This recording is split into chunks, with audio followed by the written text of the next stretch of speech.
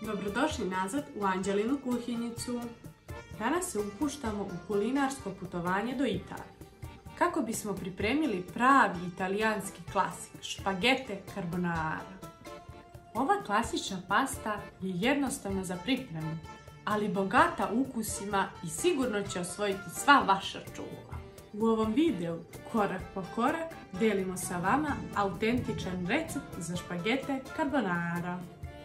Vidjet ćete kako se priprema savršeni kremasti bešamel i kako se sve sjedinjuje sa ostalim sastojcima. Pridružite nam se u pripremi ovog predivnog italijanskog jela koje će vas odvesti pravo u srce Italije. Delite svoje komentare ispod videa i recite nam kako su vam uspjeli vaše špagete carbonara. Od sastojaka nam je potrebno za bešamel 1 litar mlijeka, 100 g maslaca, 100 g brašna, muskatni orah, so, biber i vegeta po ukusu. Od ostalih sastojaka nam je potrebno 4 jaja, pola kilograma slanine, u ovom slučaju ja sam koristila dimljenu slaninu, 500 g špageta, belo vino, beli luk i naravno parmezan. U šerpu ću dodati maslac. Kada se maslac istopio, ostaviti nekih 30 sekundi, a zatim dodati brašno.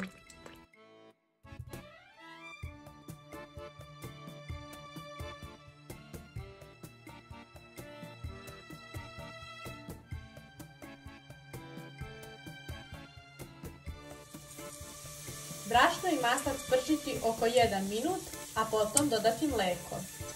Jako je bitno da cijelo vrijeme miješate.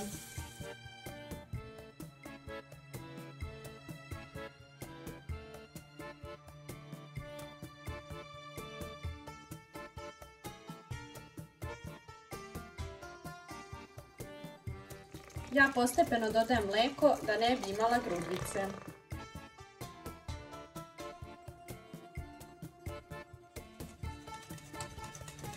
Sada ću početi sa dodavanjem začina. Za početak muskatni oraščić. Ja sam stavila oko pola kašičice. Prilikom kuvanja bešamel svo vrijeme miješati i gotov je za 5 minuta. Ovo je gustina bešamela. U ključalu vodu staviti špagete. Kuvat ću ih nekih 7 minuta. Ovo je količina za 4 porcije. Sada ću iseckati slaninu na kockice.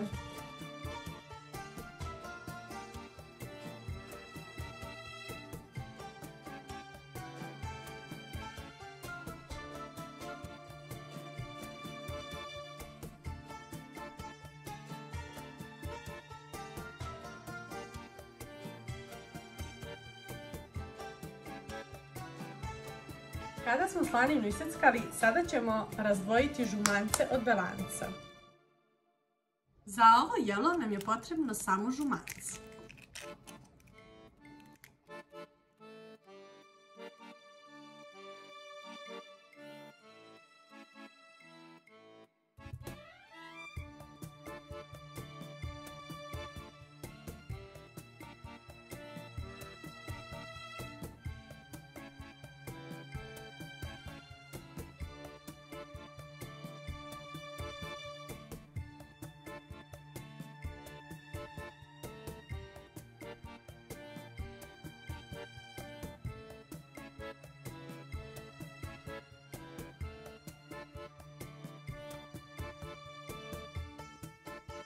Sada ćemo u žumanca dodati parmezan.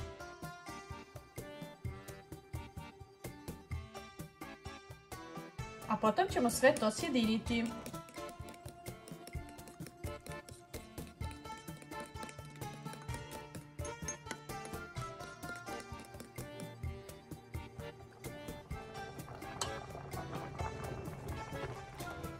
Dok kuvamo špagete, U zagrejano ulje ćemo staviti slaninu.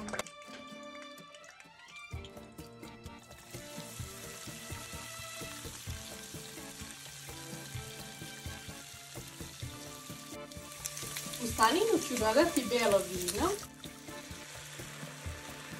a potom i bijeli luk.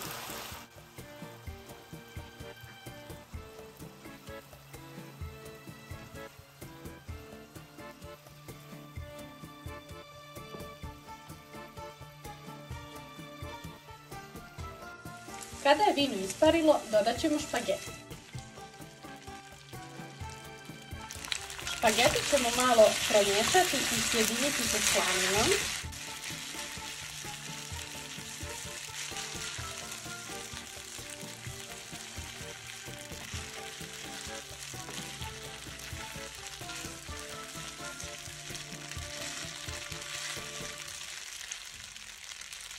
Potom ćemo dodati kutlaču bešamela,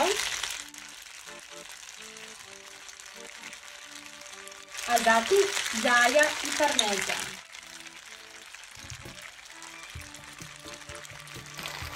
Sada ćemo dodati još 2 kutlače bešamel sosa. Zatim sve zajedno sjediniti.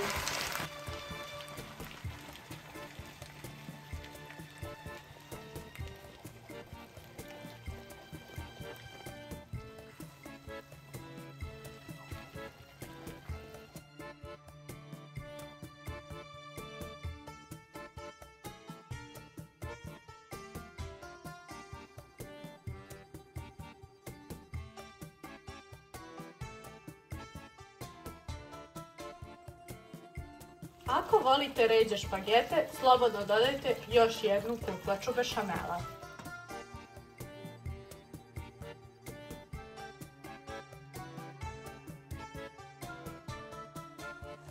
Špagete i ostale sastojke ćemo mešati još 2 minuta, nakon toga su špagete gotove.